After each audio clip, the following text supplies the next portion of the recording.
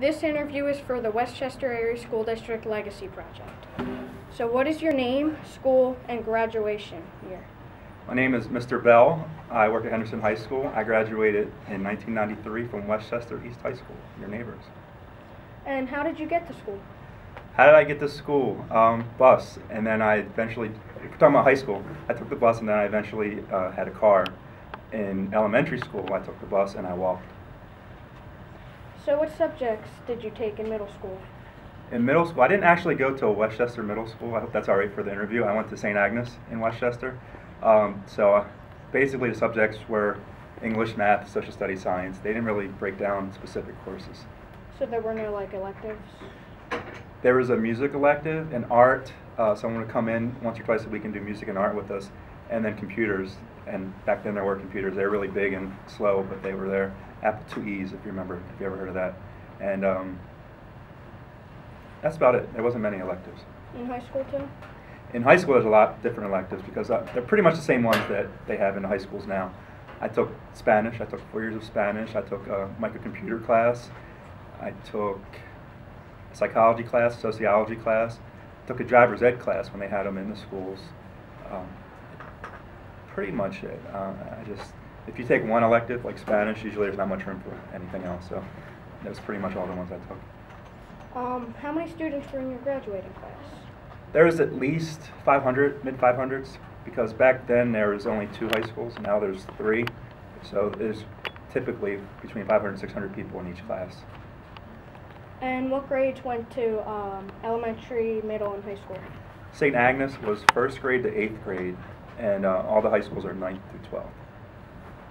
So that's what mine were.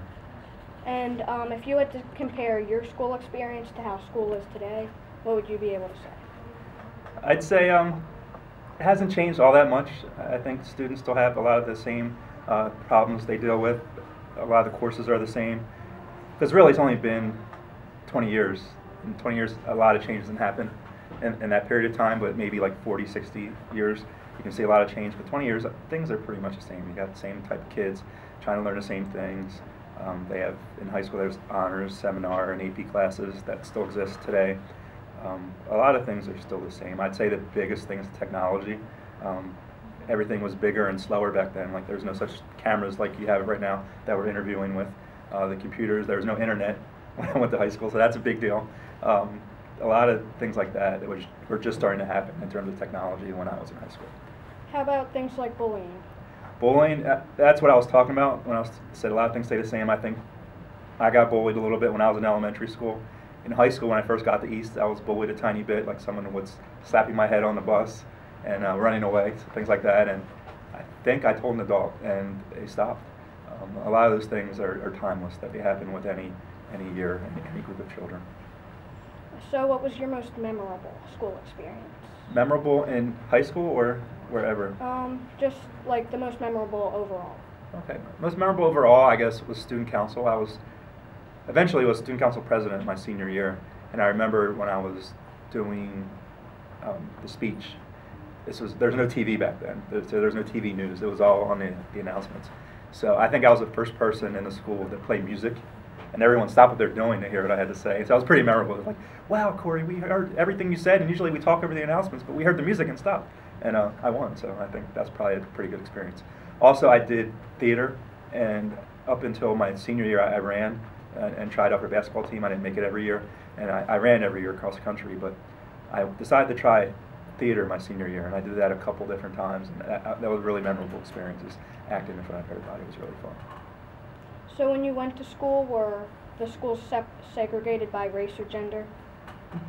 No, they weren't. Well, they weren't segregated, like officially segregated, like pre-1950s Brown versus Board of Education segregated. But boys and girls were separated in my elementary school a lot, and students, they knew certain students to get along, they separated them, but not segregated like this is the rule, this is the law of the land, you have to be segregated.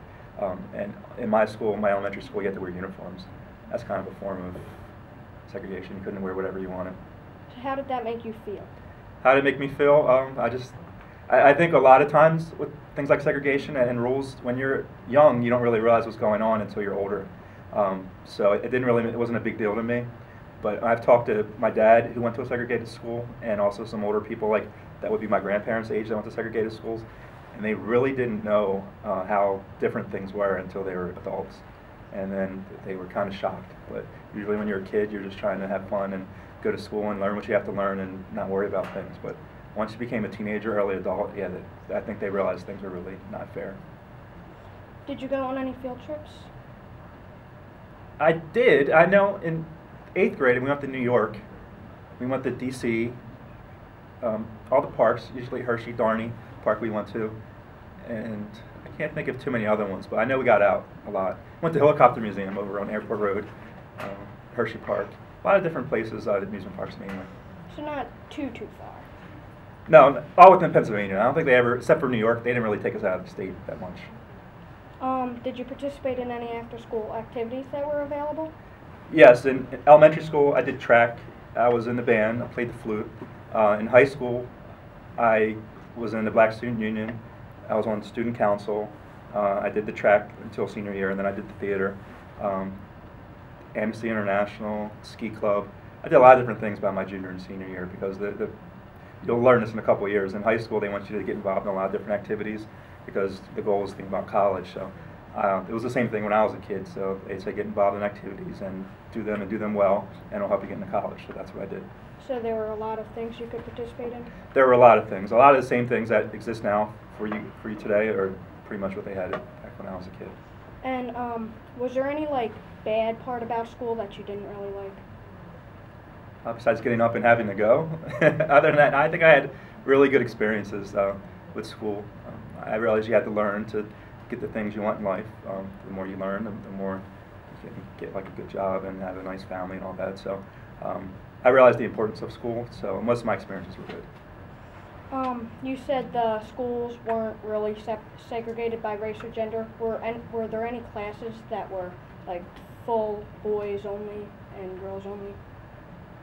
I think sometimes the gym classes were. I think they did separate boys and girls that way. I can't remember if the music classes were. I think sometimes they did. I don't know if it was necessarily, I think it was more for discipline reasons. Like they didn't want the boys teasing the girls or the girls trying to talk with the boys. You know, they didn't want that boy-girl interaction, so sometimes they separated completely. And I remember in elementary school when the boys got in trouble, or one boy got in trouble, all the boys got in trouble, especially if they didn't tell. And I guess it's good for the video. They did something when I was a kid called corporal punishment, where if you got in trouble, they would hit you. And that's kind of hard to think about now, but they used to slap our hands with rulers and put hot peppers in our mouth and make us stand on desks while everybody looks at us. They're kind of cruel things when you think about it now. It makes me want to laugh, but they were really mean things that they did to us, but there was no rule against it, so that's what happened. So how did that make you feel that they were allowed to do that? It made me feel like I didn't want to do it again, and I guess that was the whole point, to make you learn your lesson so you didn't get hit or anything twice. It really made me feel bad if one boy got in trouble or somebody got in trouble and they didn't know who did it, they used to line all the boys up and beat them. Really? Because if one didn't confess, then okay, well you're all going to get in trouble then, and they slap you next, and then just go in the line. It's pretty fun to talk about now, but it wasn't fun when I was just 9 or 10. So did it happen to you often? Not often. The whole line thing, that was in 1st grade. In 2nd grade, I had a nun poke me in my head repeatedly until I cried. Really? So, and I never, to this day, I don't know why she did that, but that's how it was. And then in 6th grade, there was a nun that was really, had a reputation for being very physical with the kids. She called me in the hallway to talk about something, and I just started trembling and crying because I thought she was going to do something to me, but she just wanted to ask me a question, which is very, it was pretty weird. But not all the nuns and all the teachers were like that. It was just a couple.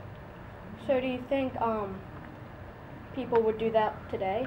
No, I don't think they do that today because I think the parents would get involved. I think the police would get involved. I just think it's a different time. This was the early 80s, a long time ago, so I think things have changed a lot. So it's gotten a lot more strict.